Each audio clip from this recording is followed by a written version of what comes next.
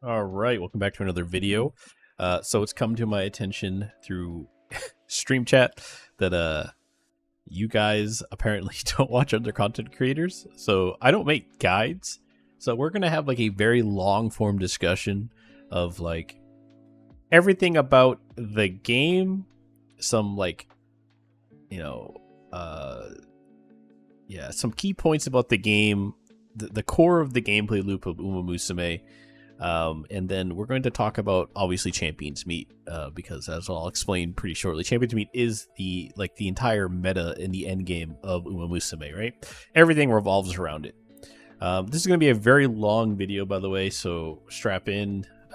There's not going to be too much like visual presentation, so you're fine with just listening like podcast form. But it's going to be a very long video. It's going to be a lot of rambling. It's off the cuff. It's unscripted. It's just going to be me discussing Musume, skills, breeding, and Champions Meet, right? And the general gameplay loop of Musume, right? We're not going to get too specific. I'm going to try to avoid that so it's not extremely long, but this might be like an hour and a half long video or 2 hours. So I'm just preparing you now, because apparently my viewers don't watch other content creators who could explain this to you in 10 minutes and probably be a lot more accurate and than I can. But you guys, for some reason, want me to explain it to you and go over these things. So we're going to discuss them. Once again, I am not the arbiter of this game. Like, I don't know every single detail in and out. I don't really want to know. I just like to test things myself and experiment with the tools available to me. And because it's fun, and I'm used to playing games like this because Musume is in fact a breeding game, and we're going to break down that exact concept in this video and explain some other like concepts and thought processes that I use to figure the game out, right? So all of this has been regurgitated probably by every other content creator on the platform. Musume is thankfully blessed with very good content creators. Shout out to everybody who makes content for Musume. It's honestly one of the only gacha communities I've seen in a long time that seems to be like drama free for the most part, unless I'm making the drama. Unless it's me making the drama, but if I'm not making the drama, it's pretty drama free. I think everybody puts out pretty good, consistent, good information.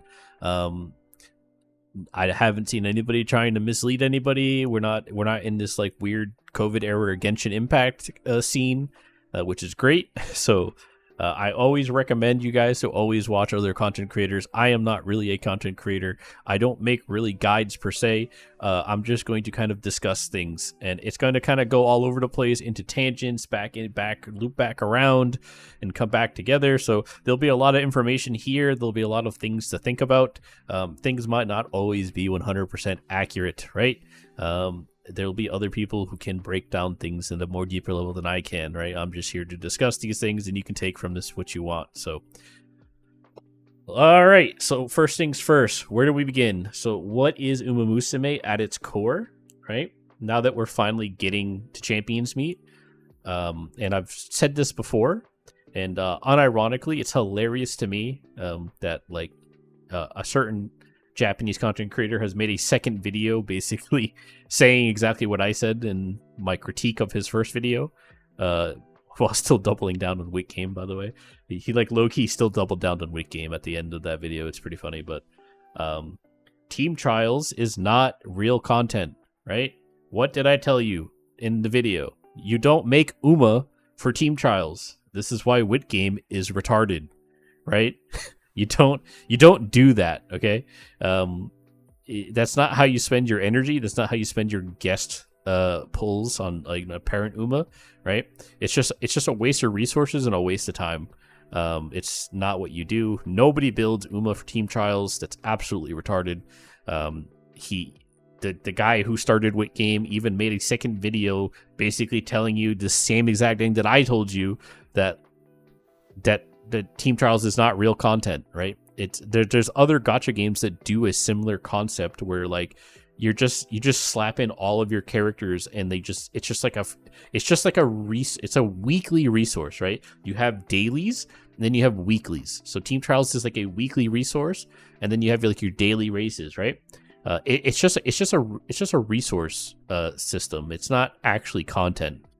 And it's not something to actually be taking seriously, because I'm going to be honest with you, Team Trials is extremely random. And then it's all about just activating a ton of skills, having different running styles for every single team. It's just like nonsense content. It's not even that rewarding.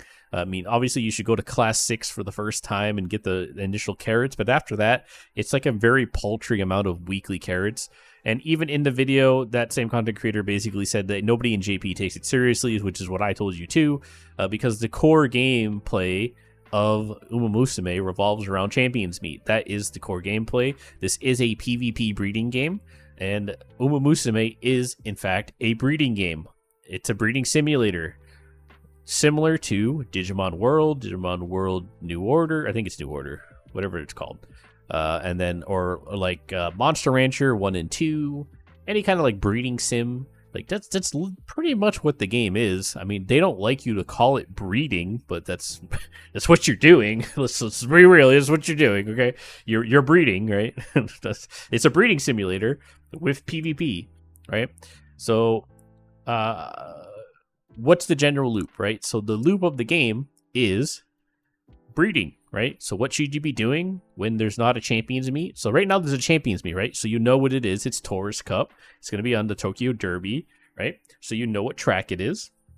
So what you should be doing for the next 2 weeks as we build into it is you should be working on building 3 UMA to the best of your ability that all can perform very well on that track, right?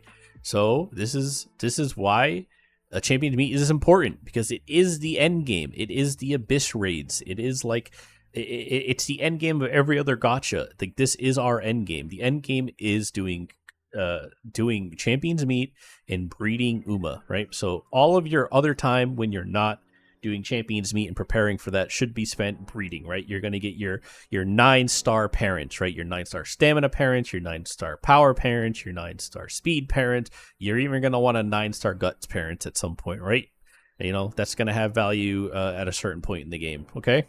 So that's what you're doing when you're not breeding for Champions Meet. You're not breeding UMA to clear daily races or Legends Cup. That's absolutely ridiculous, which is why I made fun of people who made videos covering that, because I think that's slop content, and they know it's slop content because that's not real content. It's just a daily thing. And if you've just been playing the game like a normal person and not doing wit game, then you could just bring a King Halo, and you could have just brought a King Halo and a Sakura Bakushin who you just train normally with like speed power cards, who like they're normal UMA, they'll clear the track. It's not hard content.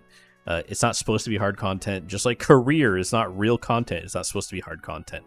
What are the scenarios, right? The scenarios are breeding centers. Yeah. That's what they are. They're breeding centers. So different scenarios are better breeding centers than others, right? You know, how do the JP players, you know, rank scenarios? Is it because like they like the storyline much better here? Is there more gameplay in this scenario? No, it's not. I mean, you literally auto most of the game, right? You guys know that, right? Like eventually there's going to be an auto system, and you're just going to auto the careers because it's just monotonous, like button mashing to make numbers go up, right? So basically careers are judged, scenarios are judged based on what scenario makes numbers go up better and faster, more consistently for less time, right? Because certain scenarios are really long, like Mant is very long, right? Some of the newer scenarios are very short and have very high stat gains, right? So you can even auto them very consistently and get good UMA, right? So that's how JP values scenarios. They're literally breeding centers. It is a breeding simulator. This is a breeding game. It's all about breeding. If you do look at Team Trials, Team Trials is not real content, but if you do look at it, right? If you look at who's at the top of the rankings, it's not even like Whitbaxers, right? It's not even people trying to like do this like cheesy gimmicky like team trial like build UMA, because those aren't even very good in Team Trials, by the way. Case in point, you know, you guys could go look up somebody named Nonpon. Cool guy, shout out to Nonpon. Nonpon's really high rank in Team Trials. Are his support cards just like absolutely cracked? Like, not really. Is it pretty average? Is it because is it because he's just some kind of god tier gamer, which he is. Let's give Nonpon some credit, he is a god tier gamer. But no, it's like because he spent a long time focused on making good parent Uma to have a solid baseline into the game.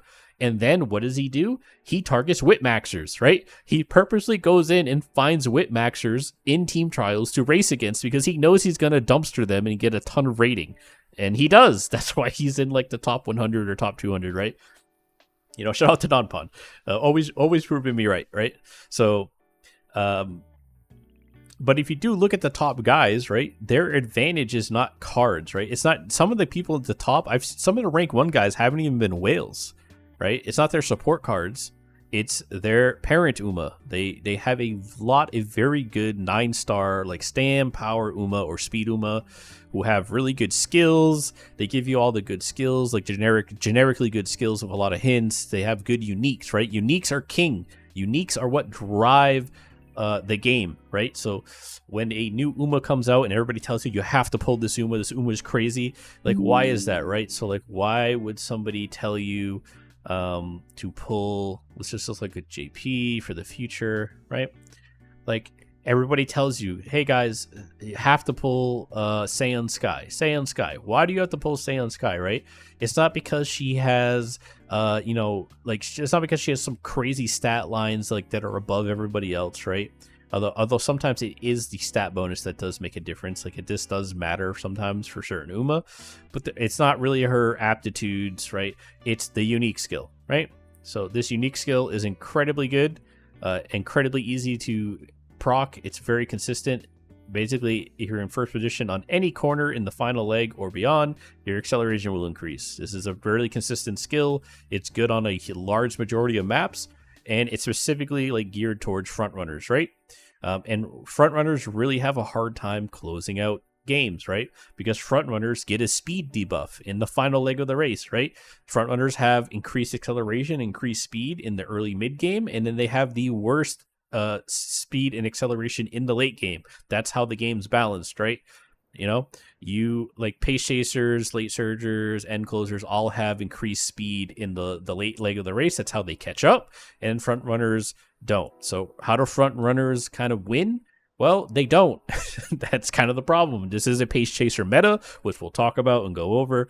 But in general, like Saiyan Sky is very important to front runners for her inherited unique skill, right? That's literally why you pull her. That's why people want her, right?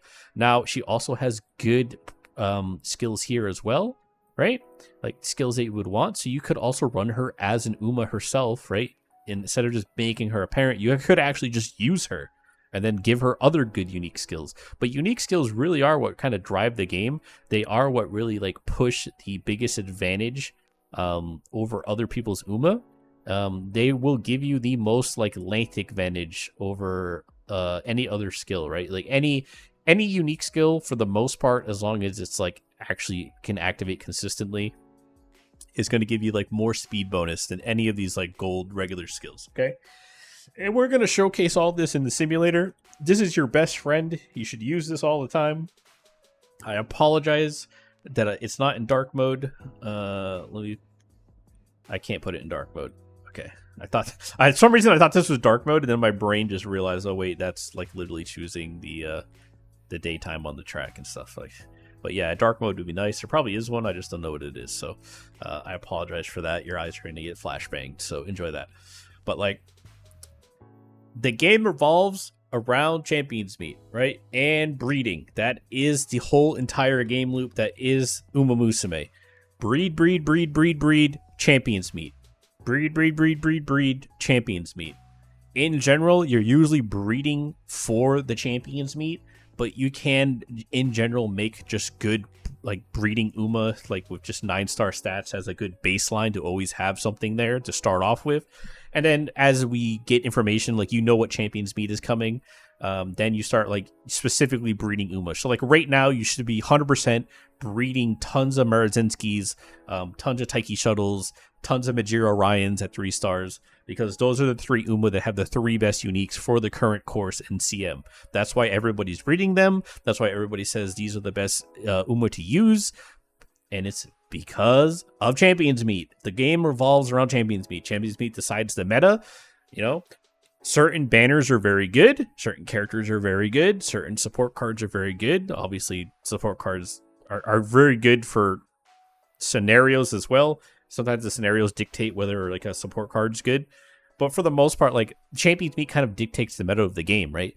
You're a good horse. Like another good example. This is the last time we'll go into characters, but like another good example of this is the character coming up right after Curren-chan, which is Naruto Taishin, right?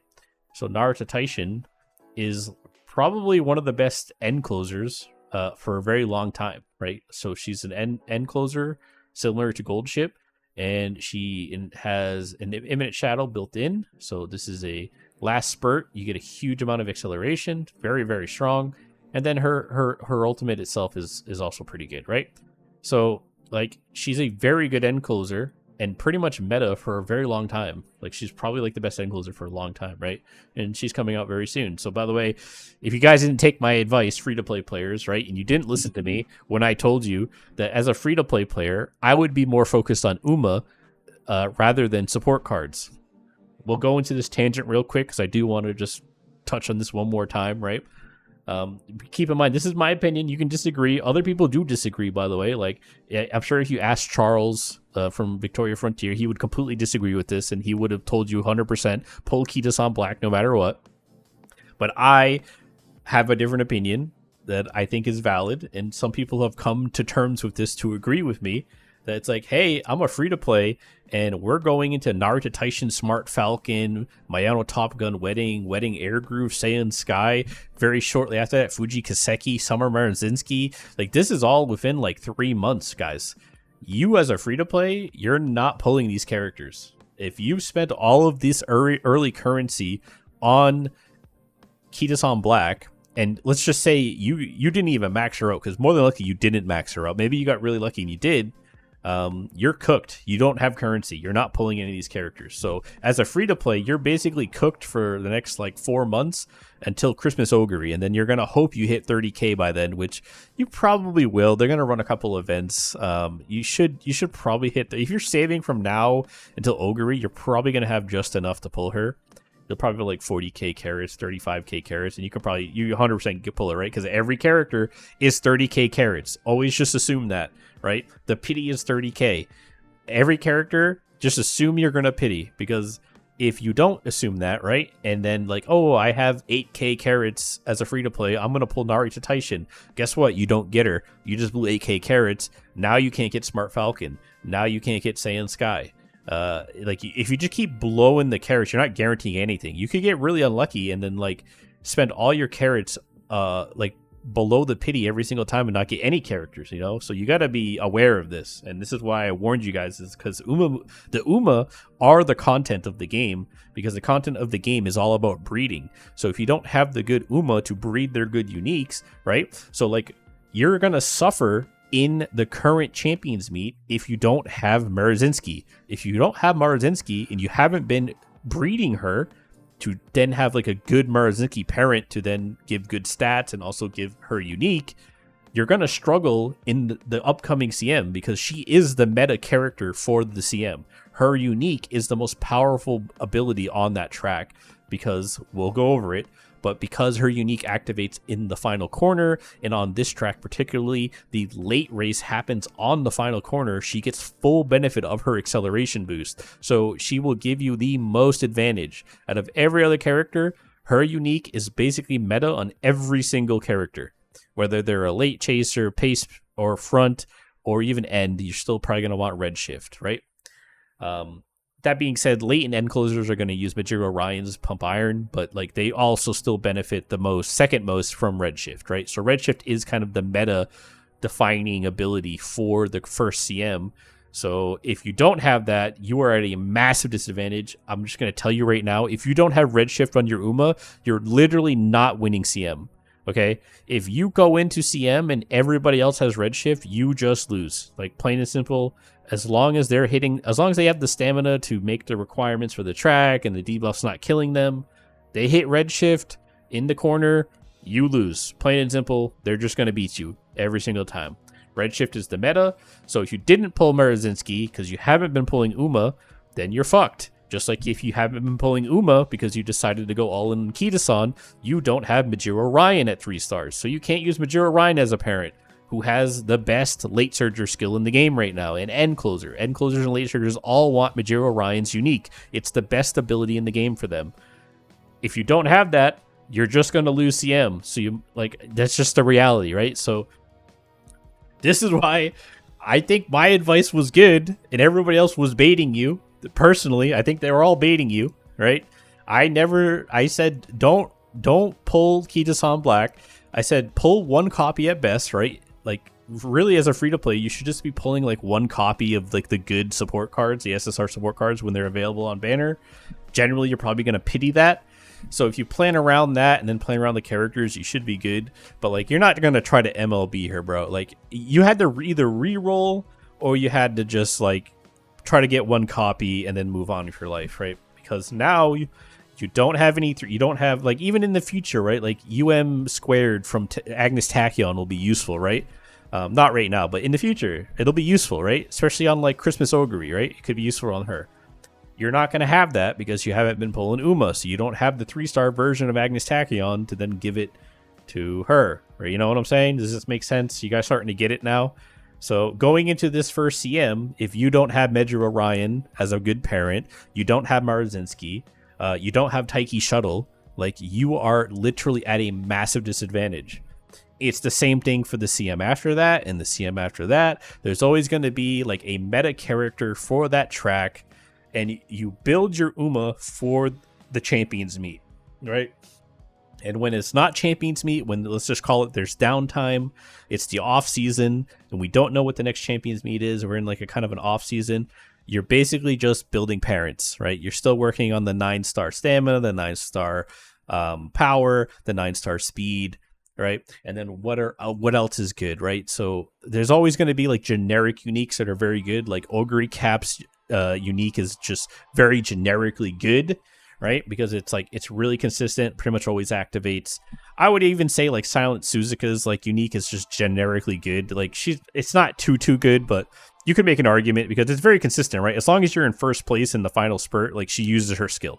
And it's basically like an I win button. It's not very good, but it's consistent. It's generically good, right? So you want to use, like, skills that are generically good, that are not very, like, inconsistent. So, like Daiwa Scarlet's a good parent, right? Because her ult is pretty good generically. It's just like a right before the late mid raise, just a slight little speed acceleration buff. It's generically good all the time. It's not the best. It's not going to completely win you races, but it's generically good. So you can always kind of breed her and try to get, like, high power gains from there. And then when you find out what the CM is, then you start breeding the, like, specific Uma for that CM to get ready to prepare your actual race Uma. You know what I'm saying? Does this make sense? Are you guys starting to get it now? This is why I said Uma as a free-to-play or a light spender are probably more important. Because if you're not saving for the Uma, you're now missing out on one of the best end closures in the game. You're now missing out on one of the best dirt racers in the game. She's literally, like, the queen of dirt for a very long time. You now won't have her, and there will be dirt CMs, by the way. There will be dirt CMs, so just preparing you now. Now you're going to have a harder time getting a dirt racer.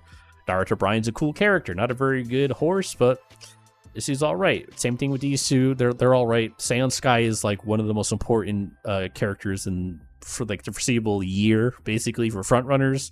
And then it's like you have Fuji Kaseki. Fuji Kaseki is also extremely good.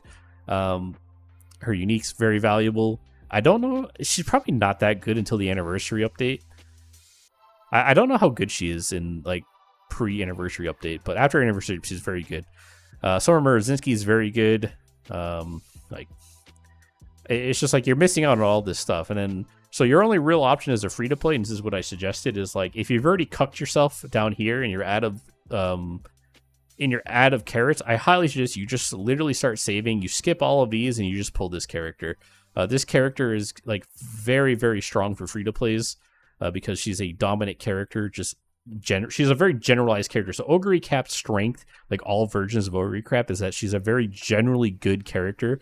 She's not specifically the best at anything. She's just generically good, where it makes her valuable as a free-to-play player, because you're not going to be able to pull the meta character, right?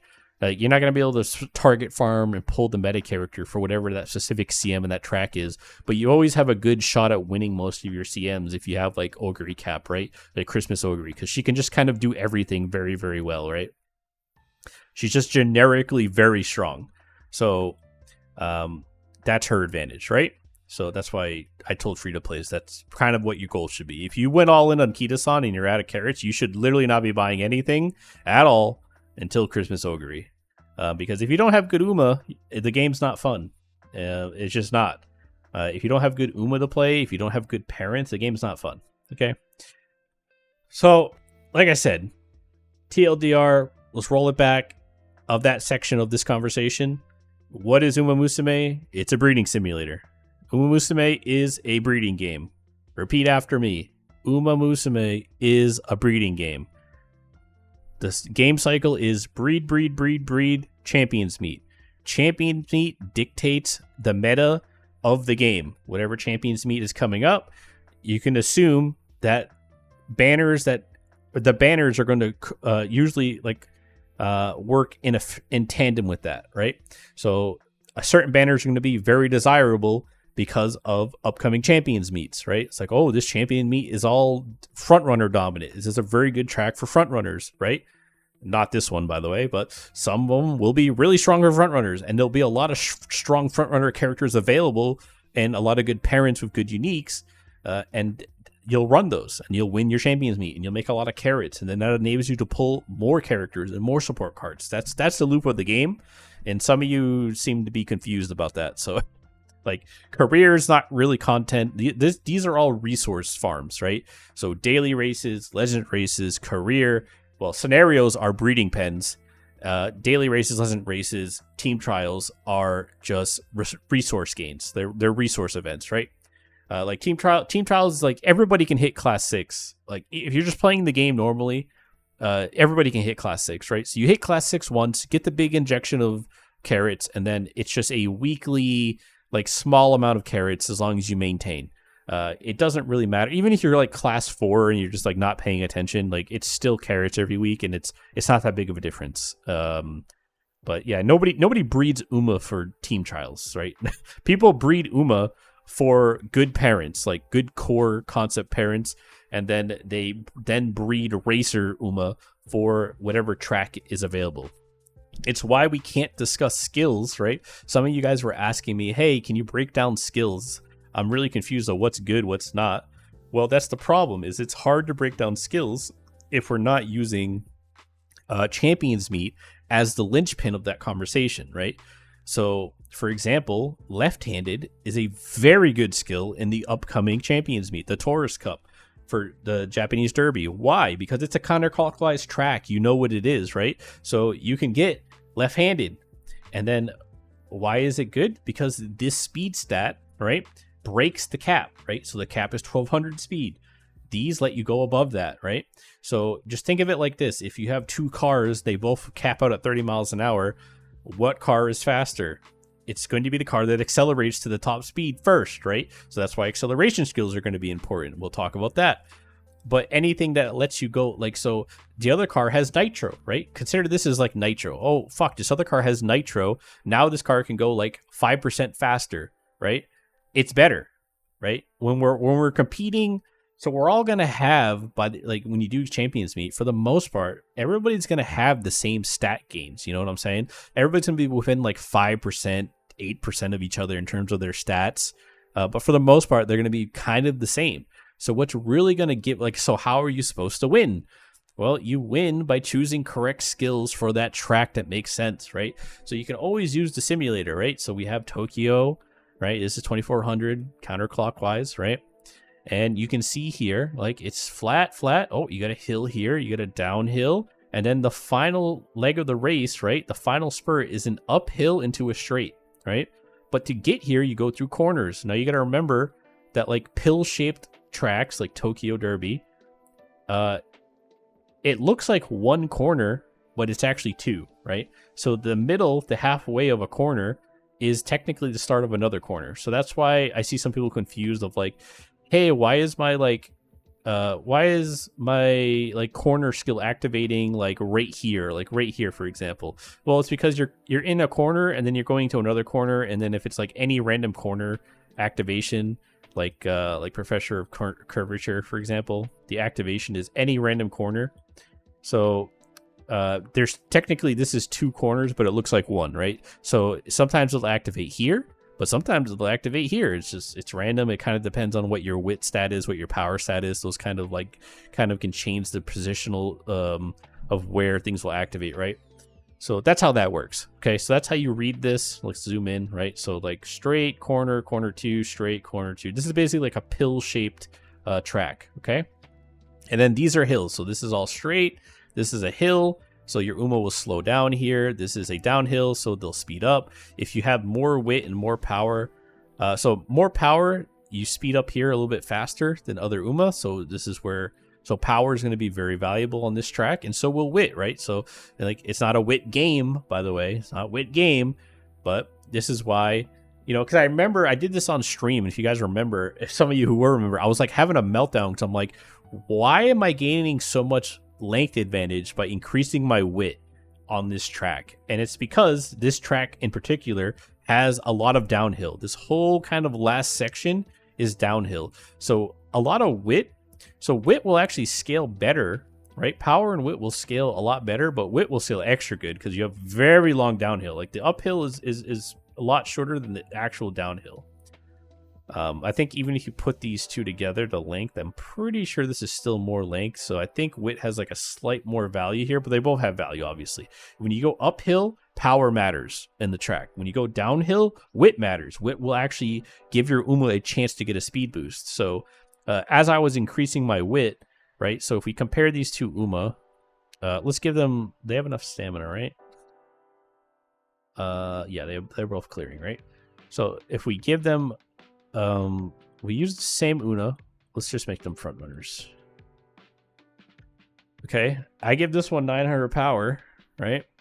It's going to get an advantage, right? And you can see literally on the uphills is where it's speeding up, right? So it's very slight, but like this is like the uphill part. She's got a slight speed advantage right here. You can just like barely see it because it's not much, but you can see like the blue line slightly above here. That's because this is all uphill. Okay. Same thing over here. This part of the track right here, you can see she's got a slight advantage. She also has the advantage going into the final leg, right? So if you don't understand how racing works, is you have an opening leg, middle leg, final leg, and last spurt, right? So you don't, your speed stat doesn't actually matter through this portion of the race. Okay. This part of the race, your speed stat doesn't matter. You kind of follow just the pace, right? So whatever the front runner pace is it's kind of like everybody just kind of follows the pace, and everybody's kind of speed capped here, right? Depending on what your racing style is, right? Basically determines that, because in the early race and mid race, right, front runners have the highest speed and acceleration, and everybody else is a little lower all the way to end closers. But obviously, once you get here to the final leg, this is where pace, late, and end surgers particularly get extra strong, because end surgers get higher speed and acceleration modifiers in this part of the race, and that's how they basically catch up. So they spend very little stamina, they hang in the back, they avoid the pack, and then they get here, right? And the reason obviously for that is to avoid the pack, right? So one thing I want to show real quick before we get too deep, because this blew my mind and I didn't understand it for a while, but this is why I also say it's a pace chaser meta. So if we have two Uma Musume the exact same stats, and I make this one a pace chaser, this Uma is literally 4 lengths better, just straight out 4 lengths better than the front runner. And then if we make her late, it's the same thing. It's slightly worse, but it's still better. And if we make her end closer, it's slightly worse, but way better, right? So pace chaser number 1. This is why I'm saying it's a pace chaser meta.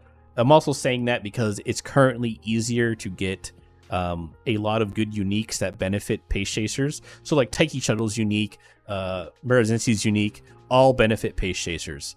Like Taiki Shuttle unique doesn't benefit front runners, for example, because you have to be at a certain position in the race.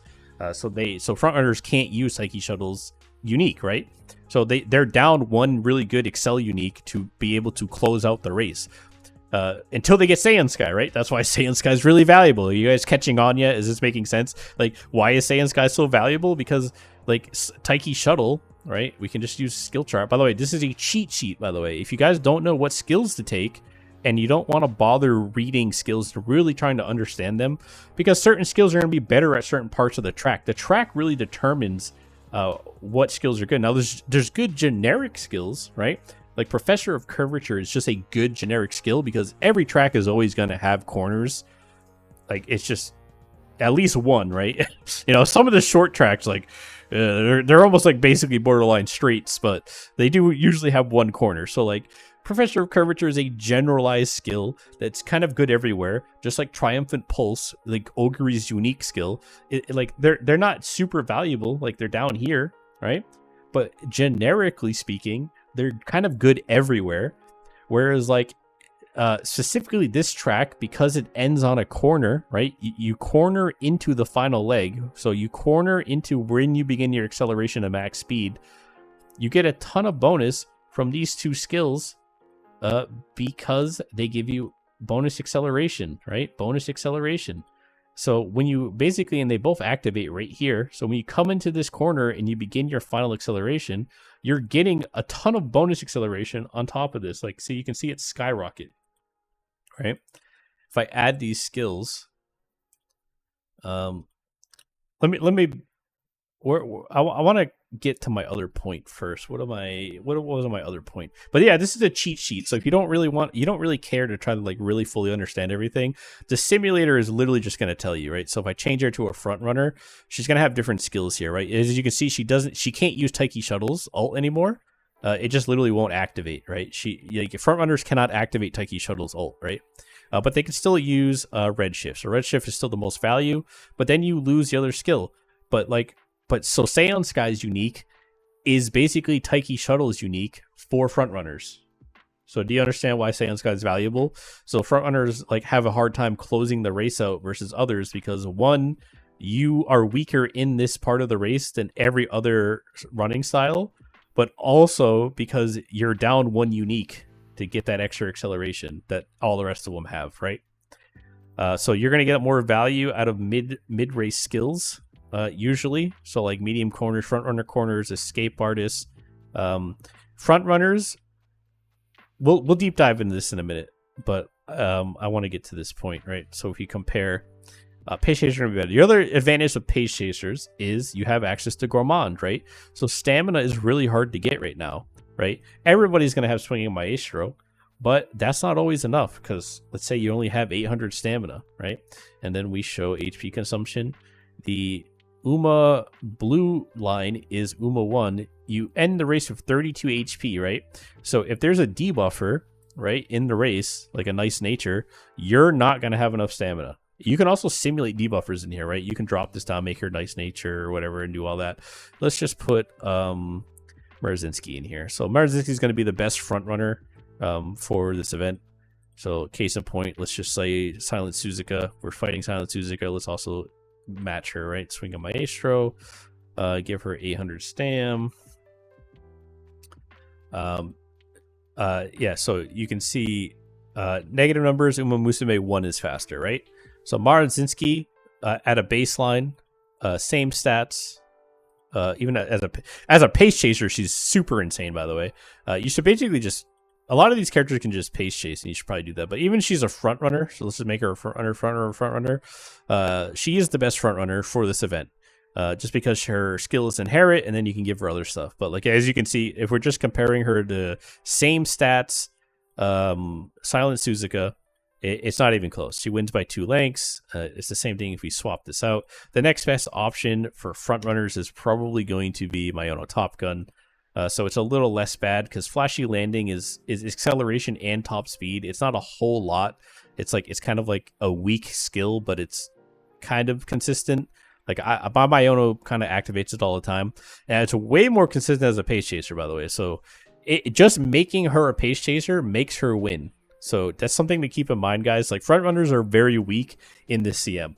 I'm gonna front run, and I'll explain why later, but I'm just warning you now that front runners are extremely weak right now in the game. Until Saiyan Sky comes out, front runners are just not very good. You're always at an inherent disadvantage compared to the other racing styles until later in the game. They do have a lot of times in the meta where they are dominant, so don't be like, oh, we should just never front run. It does have value. The thing is, right now, to offset this, if you do want to front run, you really need a lot of early and mid game skills. Groundwork is probably mandatory, and we'll cover why in a minute. But yeah, so going back into stamina, like a lot of the other racing styles are going to have a hard time having a second consistent gold skill. The only other real option you can go for is Bofa, Breath of Fresh Air. A lot of people don't like Bofa. I see it activated over here. So swinging Maestro is right here. Bofa is up here. This activation changes pretty crazily depending on how much wit and power you have. You can get it to proc in the middle, but you need to have like very specific stats. You can play around with them yourself to see where that is, but yeah, Bofa is like really inconsistent and kind of weird where it procs and where it doesn't. But it's basically any straight, right? So unfortunately on this course, it could proc really here, it could proc here, it could proc here, it could proc here. Now a lot of the JP frogs don't like Bofa because it procs early and because it procs late on this track, but from what I can tell, you still get full value of the skill procking even if it's in the first straight. So I would consider this a good gold stamina recovery skill to use. And even if it procs here, which it does a lot, it does on Mamayono, it procs here. It's still good because it makes sure she has the HP to clear, because it shouldn't affect your acceleration. At least based on the simulator, when I plug it in to test, it doesn't do anything that it procs here. It just makes sure she has enough HP at the end, because she does have the HP check when she gets here. So yeah, that's something to keep in mind. So also another thing to notice, by the way, never mind, we'll get to that. Let's focus on this. But yeah, so HP is important. So even with 800 stamina, you basically need 2 gold recovery skills, right? So otherwise you're going to need probably like 900 stam, right, to really clear the race. And you can play with this to really figure it out, right? So you'll end this race with 142 HP. That is probably just enough to survive even with the debuffers, but it's going to be close. But obviously the more gold recovery skills you bring, the less stamina you can bring, right? You could also do what I told you before with green skills, right? I could pop Tokyo Racecourse, and now I need even less stamina. In fact, I could probably just drop Breath of Fresh Air, and yep, so now I'm almost there. And then you could also probably have this is a standard distance race, right? Yeah, so now you could have standard distance and get pretty much the same HP for the most part as somebody who has 900 stam, right? Which kind of checks out, you know, when you add these together. So that's something to consider. But that is the stamina requirement. Always like check this and see what your stamina requirements are and figure that out. So what happens if you don't have the stamina, right? So if you don't have the stamina, look how bad it is, right? Your Uma is like, even though she has this really overpowered skill and by normal means she should win pretty easily, she literally is like starts accelerating really fast and then she just dies because now you have no stamina, right? And then she tries to accelerate again, and then she dies. And then she falls off because she's out of stamina. Now it's like really bad. Now you're really low, and then you just completely die. So even if this Uma has like 500 speed, I'm pretty sure she still wins, right? Negative numbers. Okay, so that's too low, but like 600 speed. Okay, so even with 600 speed, half of 1200 speed, this Uma wins strictly off of stamina.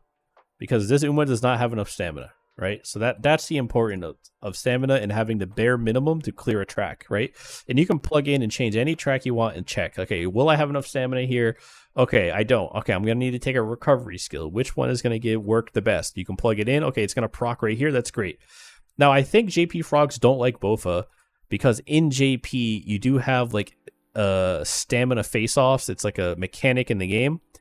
And I'm pretty sure like it happens like before the final leg. I could be wrong. They can correct me, but I think that's why they don't like Bofa. I think Bofa is perfectly fine in our current version of the game to use, and it's pretty much what I would suggest to use if you're not a pace chaser. Obviously, Patience should just use Gourmand. Gourmand perfectly triggers pretty much right here every time. It's incredibly easy to get. You can even get it like skill discounted if you're like Ogre Cap, for example, and you have it unlocked through potential, and then you take the special weak card on top of that. You can get. I've gotten Gourmand all the way down to like 180 skill points before. Like, you can get it for super cheap. Very good.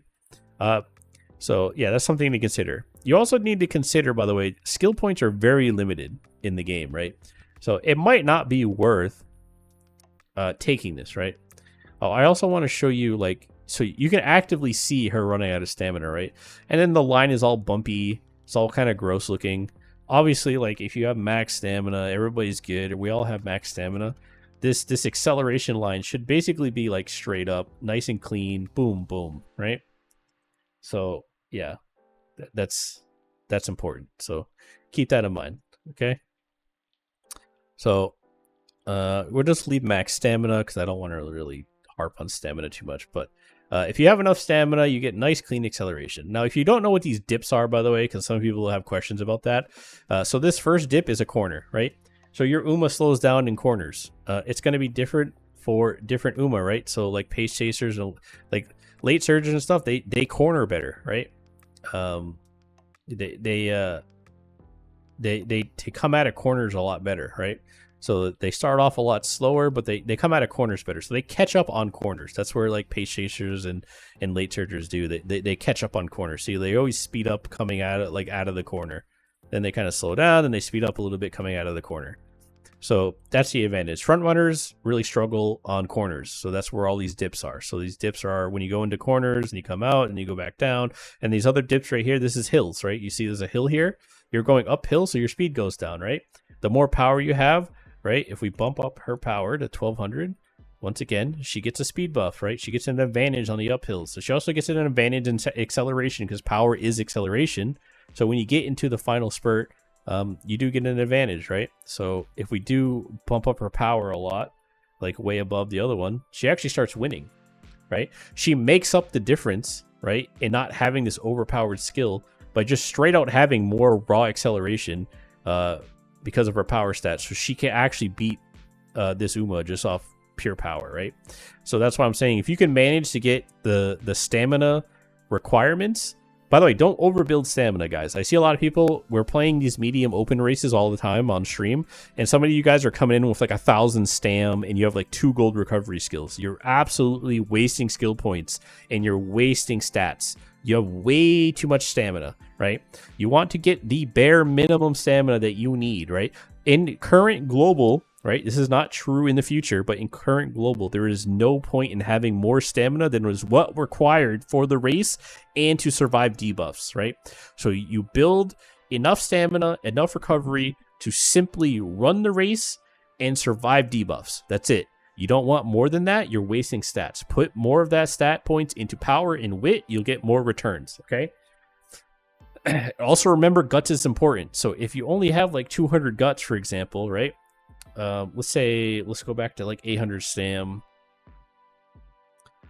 Guts is actually very important up to a certain point, right? So a lot of the values recommended here, right? This is assuming 400 guts, right? Because guts acts as like a secondary stamina up to a certain point.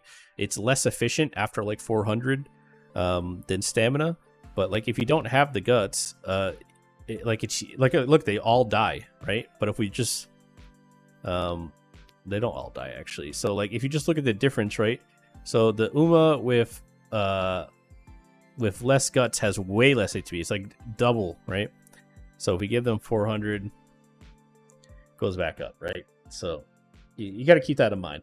You also got to keep in mind, once again, acceleration and speed gains require stamina, right? So if you can see, even though the stats are the same, they have different HP at the end, right? It's very small, but like Uma 2 has more HP. Why? Because this Uma accelerates faster, right? Her skill is making you accelerate more, so you're actually spending more stamina. Okay, it's a little weird, but yeah, that's how it works. So any skill, I see a lot of, so it's funny.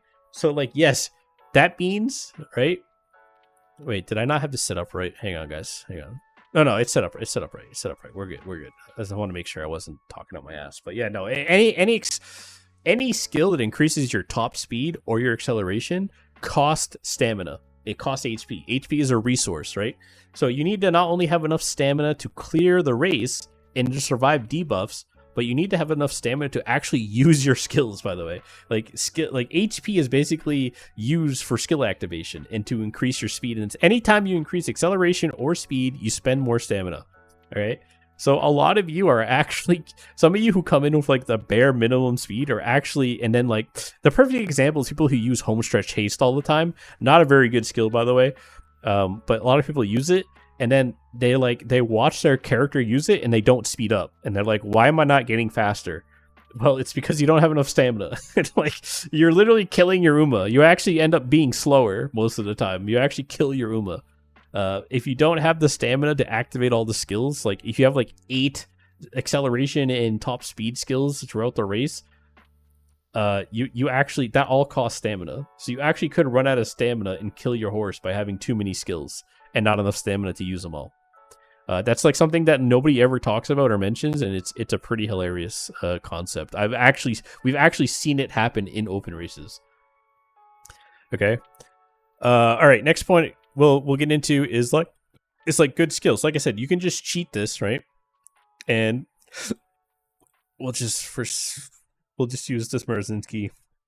I'm gonna make her Merzinski. I want the graph to be kind of clean. I want them to be 0-0. So you can actually just use this thing is your best friend. I'm telling you, like if you don't want to learn every single skill, like where it's going to be actually good, and that takes a lot of game knowledge to know, like, oh man, this skill always activates on uphills. This skill always tends to activate like right in the middle leg, like right here. So I know if there's an uphill here, I'm going to get a big advantage, right? You can just use this chart, right? And I highly suggest you do like use it to your advantage, okay? And like determine like what is going to give you. Oh, it wants me. So it'll even tell you when you don't have enough stamina. It even tells you what's track blazer, right? Distance, medium, phase, order, random, order 1. So like it's even telling you because you don't have enough stamina for this, right? If we look at the stamina, we don't have enough stamina. So the simulator. Wait, why don't we have enough stamina? I made them the same, did I not? Yeah, they're the same. Why is... Oh, it was assuming... It was adding it in, but... So, this simulator is so good, by the way, guys. It'll even tell you, like, hey, bro, you don't have enough stamina. Take Swinging Maestro, okay? So, it's like, oh, okay. I wish you could just drag this in, by the way. I hope that they add that, but yeah, it's like, okay, I'll take Swinging Maestro. Let me run this now. Okay, bro, now you have enough stamina. Actually, you still don't... I think you do, actually, with just this. Yeah, so you have enough stamina.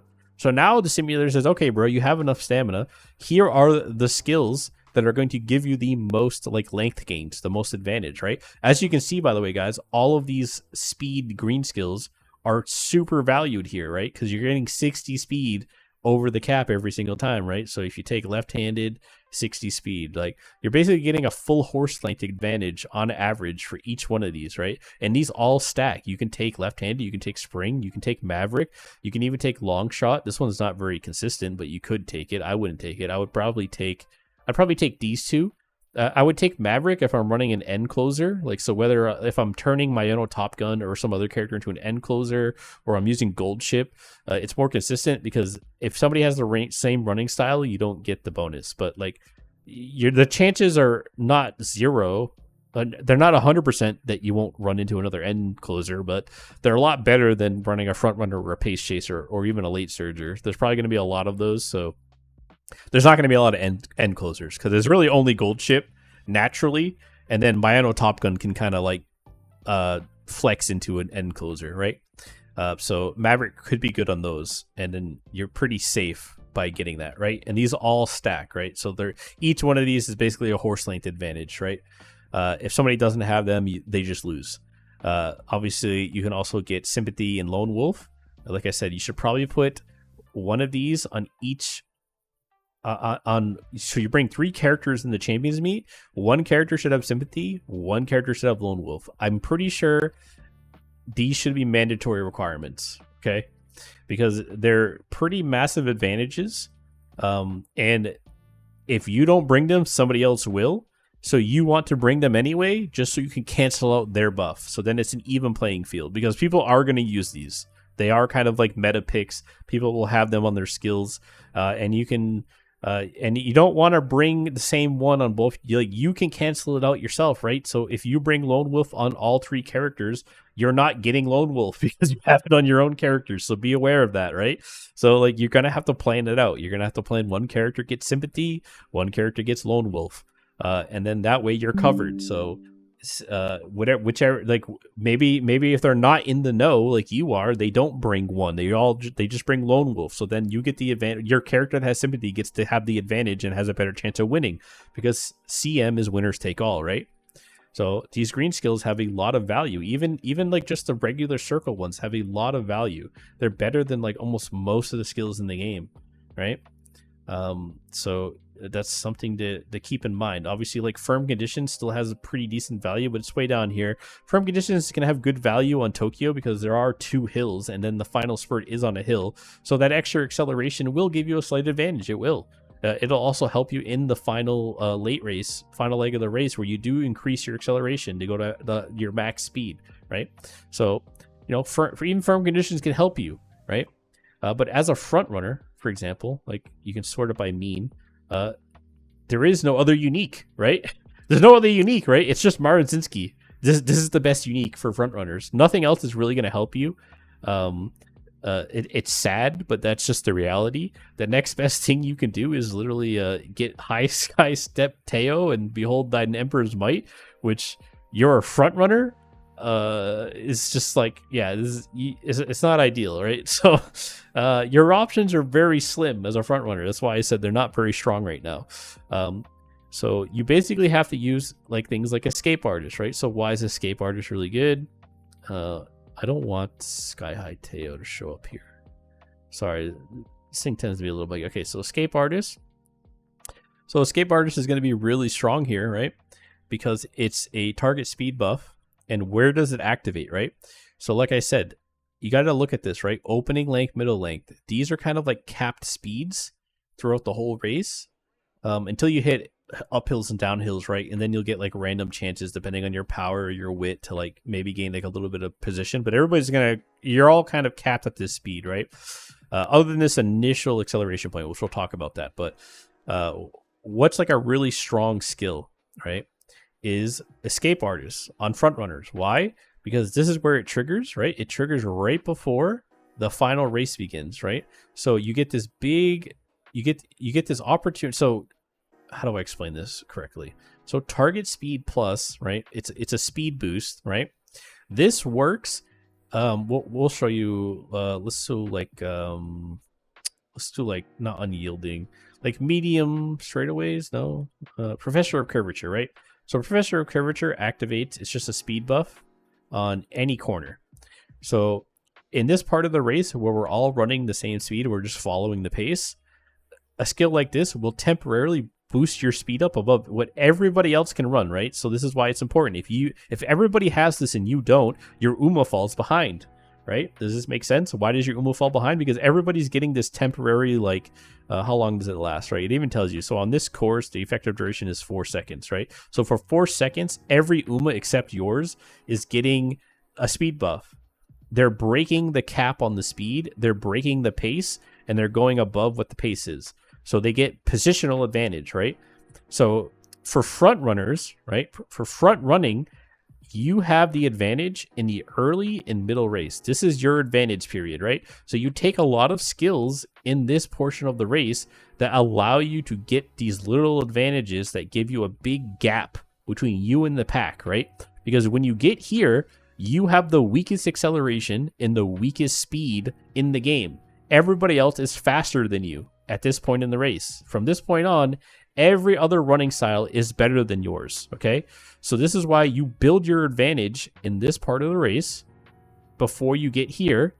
And then obviously, the sooner you can excel to top speed, the better. That's why these acceleration skills are very, very useful in this part of the race. But so can increase speed. increased speed can be very valuable too. Why is that? Well, just look at the graph, right? You can see it. Look at the red line. Okay, let's zoom in a little bit, right? So escape artist triggers. You get the boost of speed. You know, you do a little bit of acceleration here. It takes time, right? It's depending on your power stat. If you had more power, you would excel to this faster, right? That's just how it is. And because it activates before you get to this point of the race where you start accelerating, you come into the acceleration with this boosted speed, like the skill's still active, right? Now, it has no value after this point, right? Do you understand? Like, so here's the final leg. The skill no longer has any value, okay? Why? Because now you're going to accelerate to your max speed anyway. So this speed buff doesn't do anything. Because by the time you get to your peak acceleration right here, it already ran out. So you're not getting this 0.35 boost anymore. Now you're just at your 1200 speed cap, right? Does that make sense? Hopefully you guys are following this because it's not complicated, but if you just don't understand acceleration and running or racing in general, it's going to be complicated. So final leg, this is where your stamina check happens, and as long as you have stamina, HP remaining, your Uma can accelerate. She will accelerate to her top speed, which is here. Right, these little dips are just because you're cornering, right? There's a dip because you're cornering, dip, cornering. Then there's a dip again because you're going uphill. The final leg of this race is uphill, right? So it's a little inconsistent because it's an uphill, and then it like slightly slopes downhill a little bit. So that's why you get these little bumps. It's not like a nice consistent line, but as long as you have good stamina, you're going to get like this nice little acceleration boost, and that your power is going to determine how fast you accelerate. Uma with more power are going to accelerate your top speed faster. If everybody has the same top speed, whoever accelerates first wins. So that's why power is an incredibly important stat, by the way. I know a lot of people like to pretend it's not, but power is important on every single Uma because it's straight up acceleration. If I have 1200 speed, you have 1200 speed, we both have the stamina, but you have 1200 power and I have 1000 power, your Uma is just literally faster. It's literally just faster. You will hit your top speed before me, and you'll be hitting your top speed, and you'll gain a positional advantage, right? So escape artist is giving you this speed buff, right, before you go into the final spurt. And then now you're accelerating from an increased speed, right? So the blue guy who didn't get the speed buff from escape artist because he's not using escape artist, he doesn't get he starts accelerating from here, right, at this speed, and then he works his way up. You start here. You start at an advantage. So you literally get to your top speed faster. So yeah, that's how it works. Hopefully that makes sense. I don't know how else to explain it. So skills that depending on the race, right? So that's what I'm saying. Like, it's hard to tell you what skills are good. There are some generically good ones, but like escape artists might not be good on certain tracks, right? Because it's just, you have to go by track, right? Because tracks are different. Some tracks will have no hills. Some tracks will have a lot more hills. Like, they could be like 3 or 4 hills in there. There could be like 1 corner. There could be 2 corners. There could be 3. I don't think there's 3 corners, but actually there might be some tracks like that. But like a lot of the short sprint tracks are mostly just straightaways. There's usually just like 1 corner, and then it's just straightaway. So yeah, so like redshift won't be as strong on like shorter maps, for example, right? So if we like shrink this down, like the corner is way back here. So like redshift does nothing here, right? So it even tells you, right? If we just like redshift literally does nothing. You guys see how this doesn't change at all? Like, so redshift is very, very strong. It's dominant. It's meta on the Tokyo track because the corner is right before the final leg. So you get all the acceleration going into here, right? It does nothing here. Acceleration has no value in the early and mid race outside of this one little gap right here, right? Which we'll talk about, right? There's a specific skill, very valuable for front runners, kind of mandatory currently, and it works right here, right? So unless your acceleration skill procs right here, it has no value. I mean, if it procs on the hill, it has value. The downhill. So if you could get it to proc like right here, it would still have value. So that's why it's really track specific. It's really hard to actually tell you like, hey, this skill's good, because it's very track. Like look at the difference right now. It's insane. So it's very hard to really break this down. without really like knowing what track you're running on. But like Escape Artist, that's why Escape Artist is good, right? Now there's another skill that's very good that you don't see here. I mean, we'll talk about one more skill help real quick. I want to talk about Corner Connoisseur because a lot of people think this is very good too. And it is good on certain tracks. It's not good on this track because of where it activates, right? This is the opposite skill of Professor of Curvature, right? So Professor of Curvature is a speed buff. It is good on this track because it's an advantage in the mid race, like that we showed you before, where you get that extra speed. So that's how your horse positions that's how your horse like jockeys for position, right? So if you get the speed buff, she can get like a little bit ahead of the next guy and then try to like not get swarmed in the pack, right? That's why you guys who are getting like stuck in the pack, like going into the late race, like where you get to like right here and you're all like bunched up and you're stuck in the pack, it's because you have no early mid skills that boost your speed. Acceleration has no real use here. Unless it's like you get it to proc right here, but that's really rare. That's really not going to happen. The only skill that really will do that for this race is like 1500 CC. It's not going to show up here. It'll show up. I'm pretty sure it's a late chaser skill, but I'll just show it real quick, just so because I'm mentioning it, right? So like there it is. 1500 CC is going to have like some value here. For late chasers, only because you see where it activates on the uphill, right? So it gives you that uphill advantage, right? Because literally that's what it does, running uphill, speed buff, right? So yeah, so you be aware of little skills like this. This is not ideal, by the way. Look, you get way more value from all these other things than you do that. So, but as a last resort, you could take it, right? So I just want to point that out there to people, right?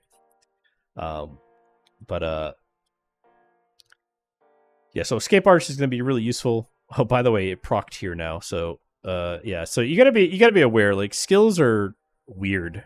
I don't know why it's procking here now instead of like you change the seed. Yeah, so it was procking here and now it's procking here. So it is what it is, right? So it's any random phase, blah blah blah. So. But it still has value, right? Because it's a big target speed buff for 7.2 seconds. The duration matters, so pay attention to that. So like a skill like Killer Tunes, I'm pretty sure she can still use it even. Yeah, so Killer Tunes, this will be a way like you look at this and you're like, wow, that should be really strong, right? The problem with Killer Tunes is the duration is incredibly short, so it's not really that much of an advantage, right? So the longer you get this speed buff, the more you can like take advantage of that and slightly position better.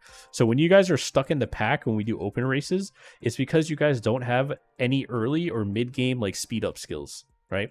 Think of them as like a little nitro boost. You're not nitro boosting at all anywhere here, so you're stuck in the pack following the pace. So then when we get into here, if you're like a late chaser or a fucking pace, like a late chaser or a pace chaser, you're stuck in the pack. And then even though you have an advantage going into here versus like a front runner, because the front runner has avoided the pack the whole time, even though they're slower in this part of the race, they win just off of that length advantage, right? So that's the point I want to make here is even though I pointed out this fact to you guys that like, hey, pace chasers are literally just straight better, right?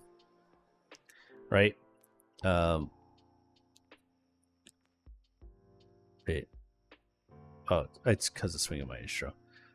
Hang on, let me fix this. Let me just max their stamina. I'm not trying to make HP showcases anymore. You understand HP, I think, at this point, right? But yeah, if everybody has good stamina, same stats, the pace chaser is just straight better. So and by a lot too, by the way. So this is why this doc will even recommend that you pace chase like Marozinski or any of these characters. They literally like even tell you like don't use front runners because pace chasers just have a huge advantage because they can use Taiki Shuttle. Because pace chasers can double down on this. Not only are you already stronger in this final spurt than the front runners, as long as you don't get blocked, right? So that's the key point, right? Why do pace chasers have this inherent advantage in the game? Like, why are these naturally better than all the other styles in terms of like pure lengths of speed gain? This doesn't include other Uma, so it's just a 1v1. So it's not assuming a pack, right? So that's the thing, is like you have this advantage, but if you get blocked, this means nothing. So this is why even as a pace chaser, right, it's incredibly important that you have good skills in the early and mid race to try to break out of the pack. Like good little speed ups. You want to speed up a little bit here, a little bit here, to try to get little positional advantages and be positioned towards the front of the pack by the time you get to right here. That way you're not blocked, and then you get into here. And you also just want to do it as well to keep up with the front runner, right? So the front runners are going to constantly be activating like early race, early lead, leadership. They're going to be using like escape, all these like skills that give like mid race, early race advantages, groundwork, to get like big distances. If a pace chaser keeps up with them and stays within like 1 horse length, you can see basically the TLDR, right? It's like, this is how much of a like gap front runners need to be able to win the race. If you're a front runner and you can't give enough early skills here to stay this far ahead of a pace chaser who doesn't get blocked, they win. Does that make sense? Do you guys understand? If you need clarification, I can try to clarify, but like this is basically how much of a lead front runners need on average to basically win the race compared to a pace chaser, right? That's the advantage, right? So the advantage of our front runner is you're not stuck in the pack, and you can gain really early leads here through very good skills. A lot of front runner skills are basically targeted towards here. The problem right now is, which is not a problem later, obviously, because of Saiyan Sky, is you lack acceleration skills. Like you lack good acceleration skills for this part of the race to like really propel yourself. Now there are a couple good ones. There is a strategy that I have. I'm not going to really share to make up for it, but like, so that's inherently why it's currently a pace chaser meta. So it's partly because you lack the current uniques to be strong, but also partly because like pace chasers have an easier time getting 2 really consistent gold stamina recovery skills, and then naturally they just run better on like medium and longer tracks usually. Well, the longer the track, usually the later the style gets better. So late surgers and end closers tend to be better on like longer tracks. Pace chasers tend to be pretty good on medium tracks. And then the shorter the track, usually front runners kind of have an advantage because there's less time for the other ones to catch up, right? The races are faster. You enter that final spurt faster. So like front runners will just pop a bunch of skills, gain a huge, like front runners can gain like a huge advantage right here and then immediately go into acceleration mode in a final leg. Like usually it's better, right? So if we compare here, like the gap decreases a lot. So like just shrinking the map down, the difference between the two gets way smaller, right? And then if we increase, it gets smaller again because I'm pretty sure like late surgers will get an advantage. See, so late surger, wait, am I crazy? Late surger just loses, right? Oh no, I late surger. Hang on, my bad. Hang on, where are we at? Okay, so let's go back. Let me do this one more time. Sorry, guys. We're doing this off the cuff, right? So in general, medium track, 2400, pace chaser, very clear advantage. Positive number, Musume 2 is faster. So this is what confuses me all the time, by the way. So way faster, right? But if we lower, right, we go smaller, now the advantage is not so high, right? So if the front runner gets a bunch of like really fast, like early advantages, this is where like skills like early lead, leadership, they're very strong on like shorter races. Like groundwork would be insane here, by the way, because this whole part of the course is acceleration, right? This is all acceleration. This is like normally, right? If we go to 2400, this is why track matters, guys. It's all about champions meet, right? You only accelerate for this small like 100-meter portion, and then everybody's on pace, right? So groundwork gives you a big advantage even on this one, but it's not as big as like a smaller track, right? Because the track is smaller, so this distance that you're using groundwork to get acceleration is crazy. I mean, we can even just simulate it. I got to give them all the same skills.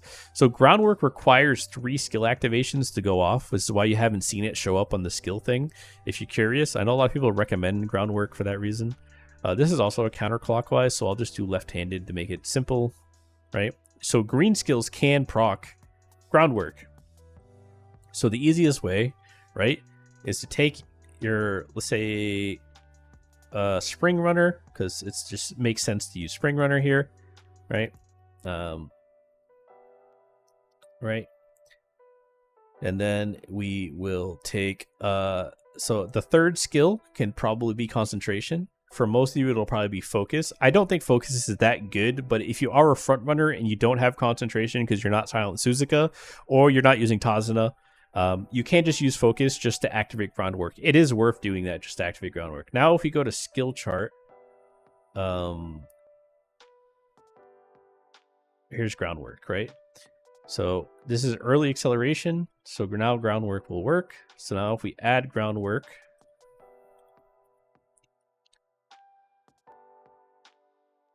we do a compare.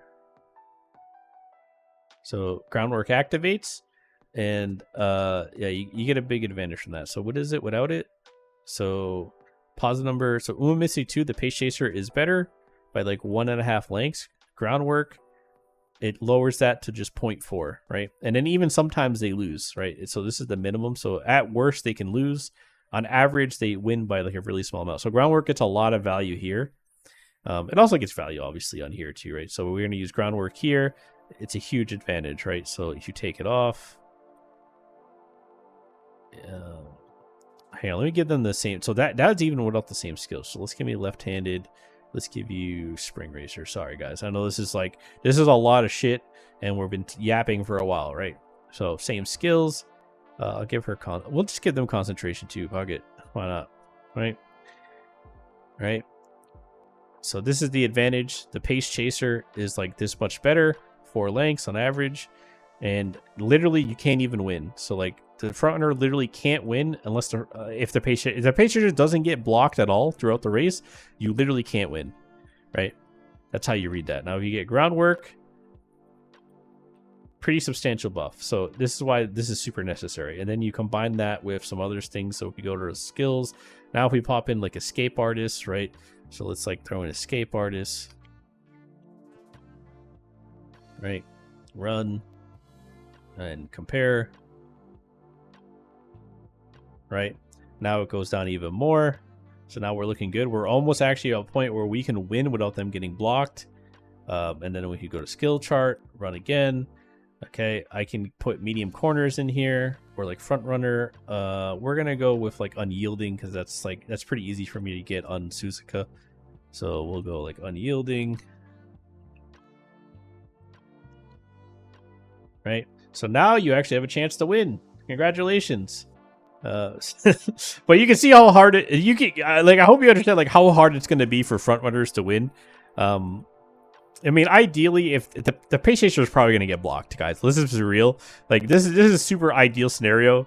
The reality is like you're probably going to get blocked unless the pace chaser has good skills in the medium game.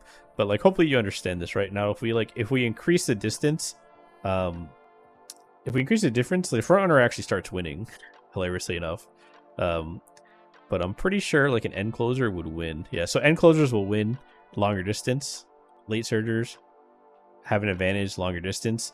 So these two styles are very good for long distance races. This style very good for medium races. Front runner is good on very short races. Well,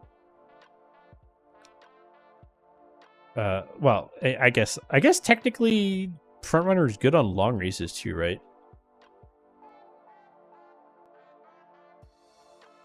Sorry, what am I doing again? Sorry, I'm getting confused when I start swapping these around. So if we compare front runner to pace chaser, wait, so front runners are actually good on long races. I guess that makes sense. Is this a stamina issue? Well, they both don't have stamina. Let me just make sure this is consistent. I need to give them stamina recovery. just to make sure like I'm not losing my mind here. You can get lost in the sauce in this thing, by the way. Okay, so Musume 1 is faster, but not always. So front runners have an advantage here in long races. I guess that makes sense, right? Because in a long race, you spend most of the time in the opening and middle leg. Like look how long the middle leg is here. So front runners have all of this time to basically take advantage of their inherent advantage, which is like in the middle race they have more speed and acceleration than everybody else. Whereas like the shorter the track is, that's not true. So I don't know. Take from what I just said as a grain of salt. But in general, that's how it works. You can just like play around with them to see, right? So, yeah. So if you don't understand the skills, like just look at them, right? So, let's break this down again. Get rid of this, right? So pace chaser. Let's do pace chasers.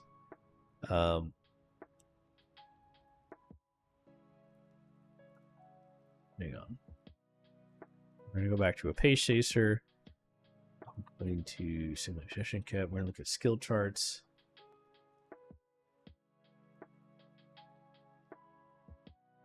Why is this doing what it's doing? Oh.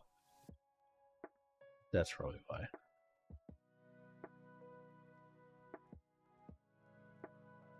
Neat.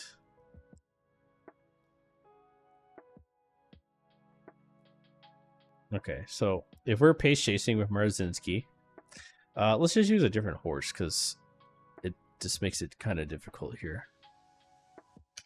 So let's just use Daiwa Scarlet is a very good free-to-play option for this race, by the way, because her ult triggers in a very good spot. So if you're free-to-play, you should probably use Daiwa for this event. I recommend it anyway. As a front runner, if you don't have Marzinski, right? So if we go to skill chart, right, we're trying to plan out skills that we want. So Redshift has the most value, right? I don't know why this wasn't working properly before, but usually shooting victory, which is Taiki's, has extreme value. So this will tell you exactly what you need. So these are the two uniques you want to go for, right? Flashy Landing or Triumphant Pulse are good alternatives, right? Triumphant Pulse is this is a good generic consistent skill. So if you don't have Taiki, like I don't, so I'll use Triumphant Pulse. However, obviously you already look at the advantage. This is what I meant earlier when I talked about how the UMA are super important, because if you don't have these two unique skills going into this first champions meet, this advantage is massive. This is literally like a 5 length difference just in the unique skills, just the unique skills. If you're even missing one of these, look how low it gets, right? The next best thing is Triumphant Pulse. That's only like 0.7. You're literally just like straight losing out the gate if you don't have the best unique skills for the course we're running. This is why having options with UMA is super important, right? And then obviously that like medium corners is going to be good because there's a lot of corners and it's going to give you buffs, right? So you can see you get a big buff right here. So that's good. Pace chasers really like these skills too. It's a target speed buff. Target speed buffs. The way I break it down, this is not always accurate because, like we said, we showed you groundwork because there is an acceleration portion in the first like 150 meters of the race, and then obviously there are hills, right? But in this first little portion right here, you're accelerating. Groundwork is one of like the few skills that starts off right off the rip and can activate immediately, and you can take advantage of acceleration. But for the most part, acceleration skills have no value here, right? Because you're speed capped. So they have no value here. Acceleration skills only have value in this part of the race, right? In this part of the race, this early part of the race, or like if it's an uphill or downhill, right? But otherwise, like this is it. Like, so acceleration skills are incredibly important, right? If you have the same top speed and you accelerate to that top speed first, you just win, right? That's how you win in the final leg of the race, okay? But these target speed skills, they still have value here. It's not as much value, right? But they have a lot of value here. You get a lot of mileage out of them here because it's everybody's speed capped except you. And the longer they go, so like this one lasts 3 seconds, that's base. I don't know what the total is. Usually it tells you, but I'm assuming this is probably like 7 seconds or something, right? or like 5 seconds. So the longer you're getting this top speed boost, the more your Uma can position itself better and like overtake people, right? So you want to be overtaking people and getting like speed buffs here. Like you want to be activating nitro boosts here, right? That's why like Pace Chaser straight away is going to be good, right? You know, Pace Chaser. Oh, this one activates here. That's weird. Yeah. So sometimes they activate in weird spots. It really like changing like power and wit can kind of change this sometimes. Like you could get this to activate like on this straight instead. So it is kind of interesting like how that happens, but you know, it still has value here, right? You know, you're still getting like a little bit of a speed boost, but just remember this burns more stamina. So while you are getting the speed buff, like home stretch chase, pace chase straight away, if it activates here because it's a straight in the final leg, you will get a speed bump over the 1200. It is an advantage, but just remember it does cost more stamina. So you have to make sure you have enough stamina. So if you packed on like 4 speed buffs here, like home stretch haze, pace chaser, triumphant, if you could burn out all your stamina here. That's why, like, we see it all the time. Like, I see you guys proc home stretch haste all the time, and then your Uma actually slows down because you run out of stamina. So stamina is very important. Make sure you keep that in mind for all these things. Like, they're very good. But these 2 unique skills, look how much of an advantage. It's not even close. You need to literally like get all 4 of these to even come close to like 1. So that's what I mean. And obviously late surgers, right? We'll go over late surgers. Late surgers also use red shift. They can also use shooting for victory, but really Let's Pump Iron is insane. Let's Pump Iron is just an absolutely super broken skill for late surgers. So I would say your best bet is like a late surger, an end closer, or a pace chaser for this first event. You know, if you get Let's Pump Iron and red shift on like a late chasing gold ship, it's gonna be pretty good. You know, you're gonna feel pretty good, right? Only late chasers and end surgers can make advantage of this skill because it's positional base activation, right? So that's why like the other 2 can't do it. And then obviously front runners can't use this one. So front runners are inherently at a massive disadvantage in this first CM because you literally lack a unique for acceleration in the final spurt. So the only way to make up for that, like I said, is front runners are going to have to take a ton of skills in here to make up for it. The only front runner that really has a chance is going to be Marozinski or Daiwa Scarlet. Daiwa Scarlet probably has Daiwa Scarlet actually low-key probably has a better chance than Marozinski because you can use Daiwa Scarlet's ult on top of red shift and then probably get like triumphant for like a little bit of boost in the last spurt to try to help you clear out, and that should be pretty good. You'll be pretty competitive, but in general all the other running styles are going to have a huge advantage here just because they have access to like better skills, right? Late end surgers can get Let's Pump Iron and they can get red shift. And they can even use shooting for victory, right? So these are things to keep in mind. And then you can see like all the other skills that are worth taking versus others. So hopefully this helps you out. I don't want to drag this on much longer. It's been an hour, 30 minutes. I've been kind of rambling at this point, but this is how you read the map, right? So skills are highly dependent on the map. Yes, there are generically good ones that like people could recommend. Like in general, like these kind of like medium or like pace chaser or late surger, like these named straightaways or named corners, they're generically going to be good like all the time on Uma because there's always going to be a corner, there's always going to be a straight, and then all of these like these target speed buffs are very valuable in this part of the race. Acceleration is extremely valuable here and here. Speed ups are incredibly valuable here, right? When you're not accelerating and you're speed capped. They can also be very valuable here, but it's less of a value. You know what I'm saying? Really, it's like accelerate, win. That's Uma Musume. Accelerate and win, right? And you can see how bad some of the skills are, right? Like some of these, like the Victoria La Porcha. So this skill, this El Condor is absolutely useless on this track, by the way, which is ironic because I'm pretty sure she's a Derby winner, but yeah, so she's like ironically super bad on this track, and it's because her skill is actually for straightaways, right? So her skill basically requires a straight to work, right? So see, it activates on the straight, so it's basically useless. Like, and you also need a ton of stamina. So she's getting acceleration when acceleration is meaningless because you're already at max speed. But in other maps, right, it could be really good, right? So like if we if we swap town to this one where the final leg is completely on a straight, by the way, look at this. Now Victoria Porplacha is insane. Like this is one of the best skills you could take, or like no stopping me, right?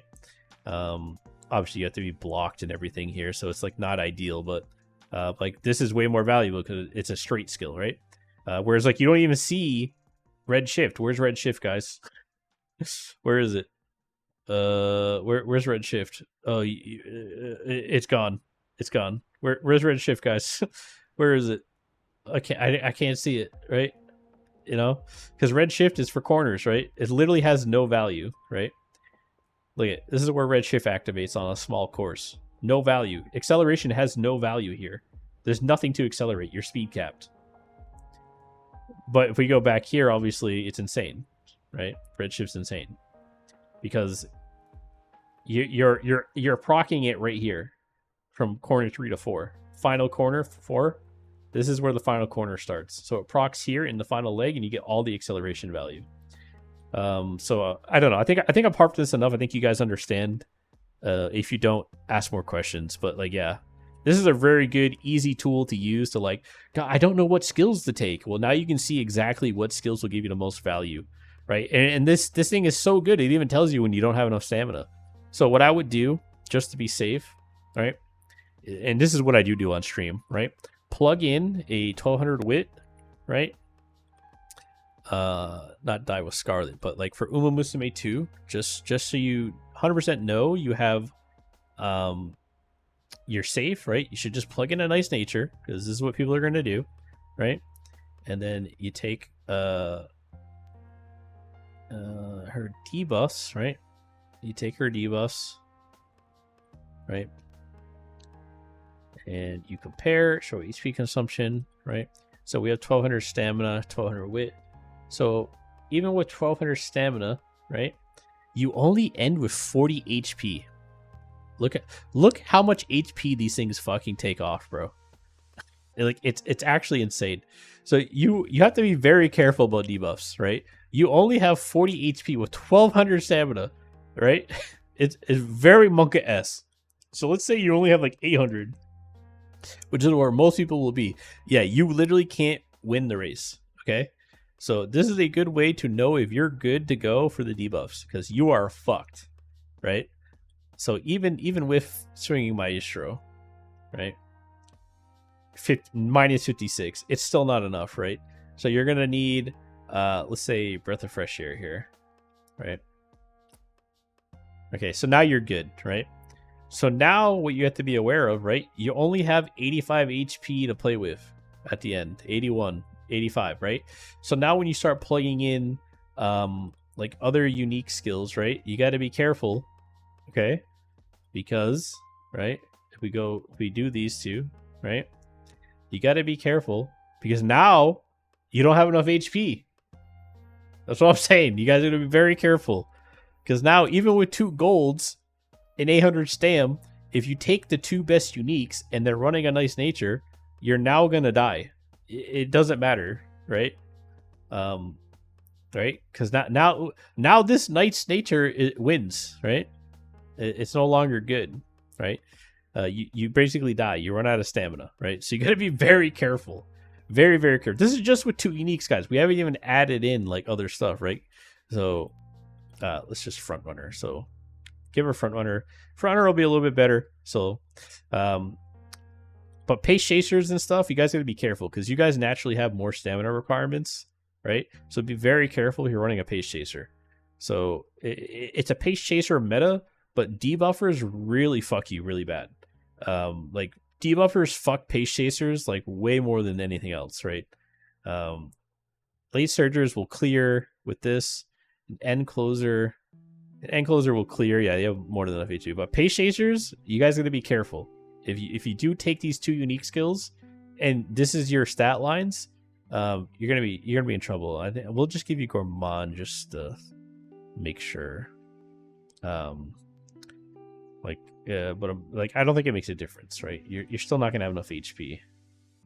Well, actually, you do. So if you take Gourmand, you're fine. Oh, you know what it is? I think it's because of where Breath of Fresh Air activates, you get cucked by the debuff. So if you take Gourmand, you're fine. So don't take Breath of Fresh Air at all. Please don't do that, okay? So you'll be fine. Pace Chasers, you'll be fine as long as you take that. But keep in mind, you still only have 52 HP to work with.